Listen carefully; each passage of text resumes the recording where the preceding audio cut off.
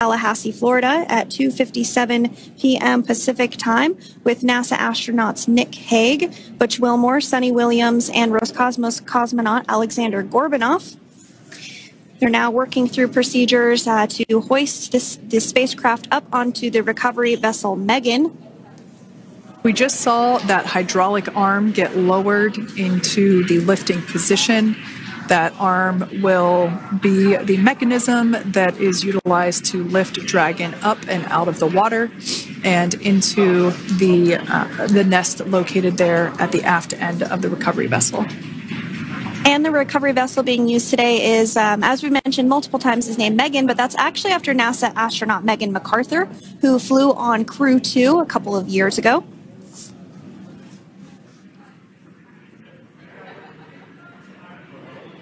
We're getting some views now from actually inside the boat. Yeah, you're exactly right. This view is straight down the recovery vessel. That platform that was closest to the camera, that is the egress platform. Freedom, rigging is almost complete. Approximately 5 minutes until capsule lift. Great news there from SpaceX Core. So about 5 minutes left until we see Dragon Freedom get lifted out of the water. That hydraulic arm, as I said before, is the mechanism that will lift it.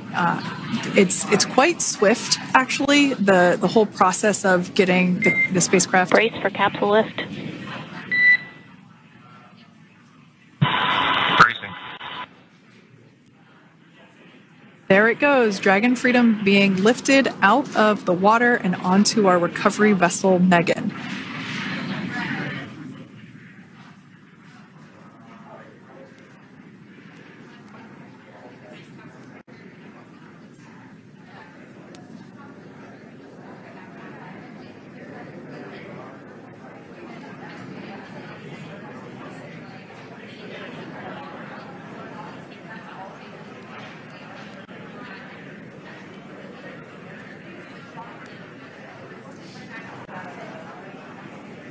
So once securely on... Welcome aboard the recovery vessel.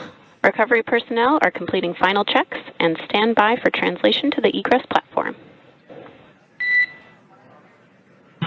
Freedom copies. Great news there, letting us know that Dragon Freedom has been successfully recovered from the water's surface. If you've just joined us, we had an on-time splashdown at 5:57 p.m. Eastern Time, and we can now see that the water recovery operations are continuing to progress. The nest where the Dragon spacecraft is located is going to get moved forward. This will happen after one of the recovery crew members does some checks, and we'll also see some hosing. Obviously, the spacecraft splashed down in salt water. Salt water is corrosive, and we want to try and rinse out as much of the salt water as possible to reduce that corrosion on the metallic structures. So we can see some guidance there being provided, really steering the spacecraft properly into the Dragon's nest. And it's been 30 minutes since Dragon splashed down, and as you can see there, the spacecraft is already on board the recovery vessel Megan. Things continuing to move very smoothly today throughout the entire operations from the deorbit burn up until this point as well. And Freedom, it looks like the positioning wasn't quite right, so they are working on repositioning the capsule in the nest now. Okay, copy that. Thanks. And with that, the team is just going to adjust the Dragon spacecraft a bit so that it's in the right position ahead of translating up a little bit closer ahead of the side hatch. So the team is now going to step through the procedures to ensure that that takes place. While Dragon does fly itself autonomously, it clearly is unable to park itself autonomously. We want to make sure that the Dragon capsule is properly seated there in that nest.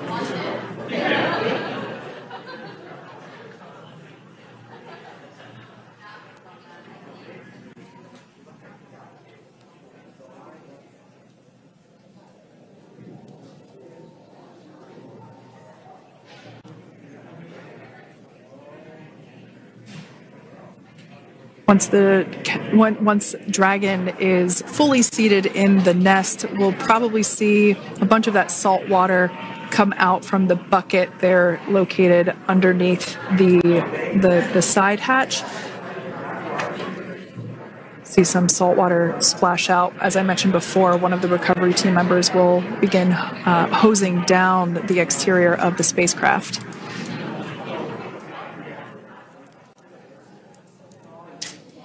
So you are continuing to get some great live views on your screen of Crew 9, which includes NASA astronauts Nick Hague, Sunny Williams, Butch Wilmore, and Roscosmos cosmonaut Alexander Gorbanov, who splashed down off the coast of Tallahassee, Florida, 2:57 p.m. Pacific time this afternoon. Now working to get that spacecraft situated in the nest. Just making some final adjustments and tweaks to ensure that it's nice and secure.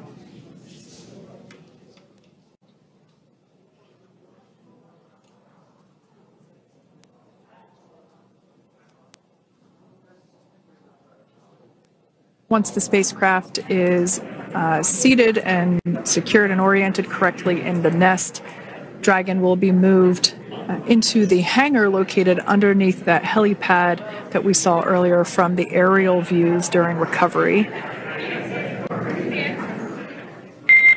All right, Freedom, looks like you are settled into the nest now. Team is working through hypergol sweeps. Copy all.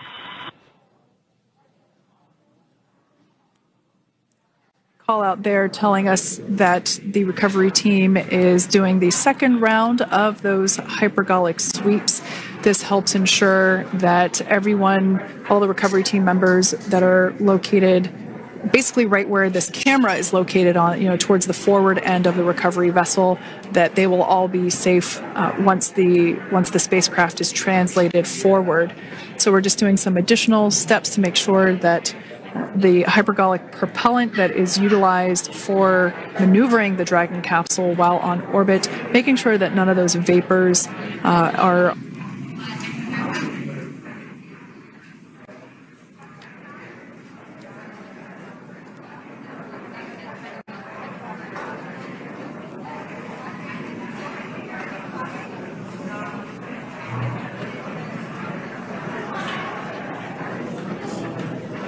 And there you have it. The side hatch is open for the first time since September.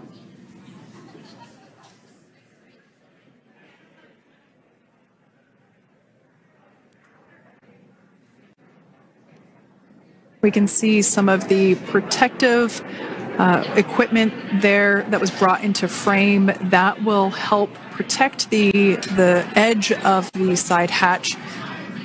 One, from any potential damage. Oh, we can see the recovery crew member there taking photos of the side hatch seal. This is part of the standard operation for recovery.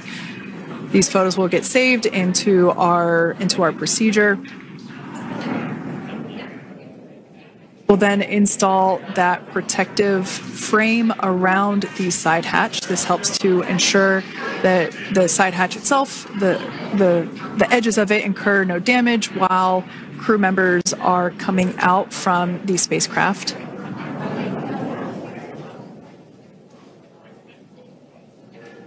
If you missed it, there was also a recovery team member that went inside. So there are now 5 people on board the Dragon spacecraft.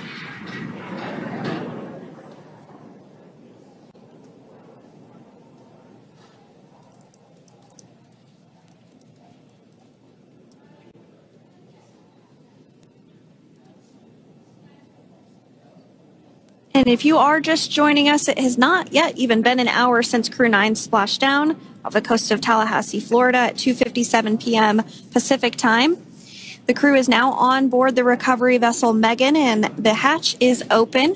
The next major milestone that we'll see is when the crew will actually egress or exit the spacecraft. But before that, they'll continue to, the recovery personnel rather, will continue to install that protective area around the hatch and then remove the footrests. So we're a couple minutes away from seeing the crew egress, but not too long away.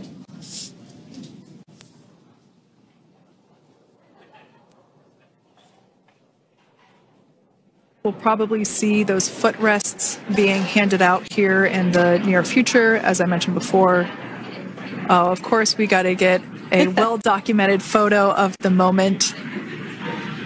Although we can't see it from here, I'm pretty sure there are 4 smiles on board right now.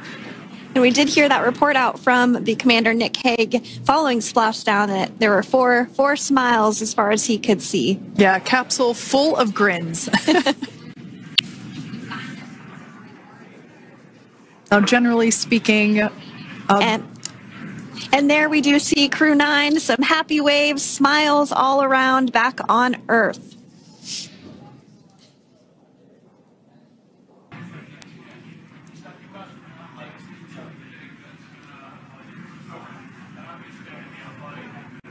So we are standing by for that egress. Outside of Dragon, you do see one of those stretchers. This is the expected procedure, as the crew will be taken to medical facilities following their exit from Dragon.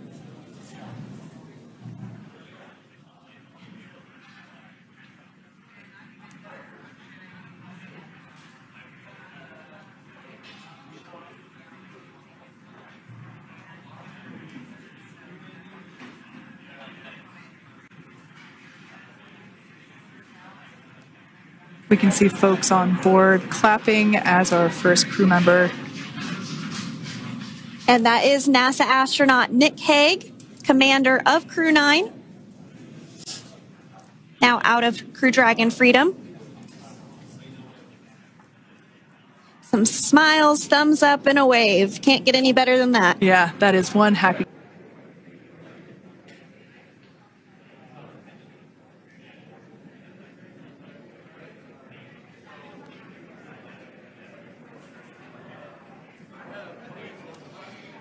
Next up, out of the capsule, we expect Roscosmos cosmonaut Alexander Gorbanov.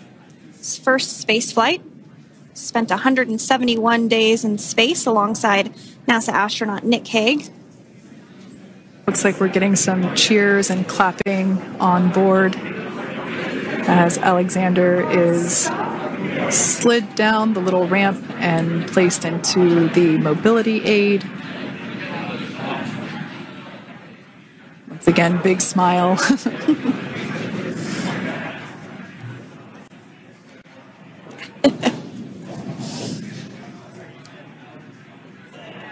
Movable working room inside the spacecraft. There is a recovery crew member inside that is helping all of our Crew 9 crew egress or exit from the spacecraft.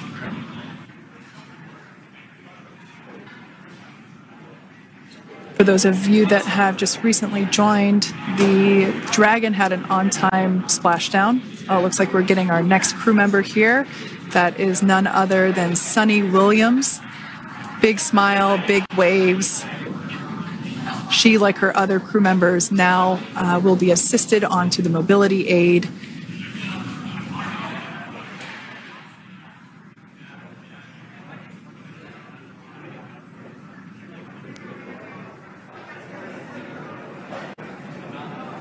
There we have it, some waves, some thumbs up, and some smiles.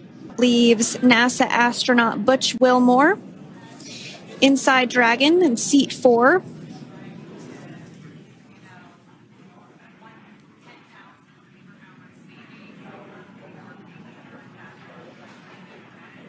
We're getting some views of him now as he egresses or exits the spacecraft.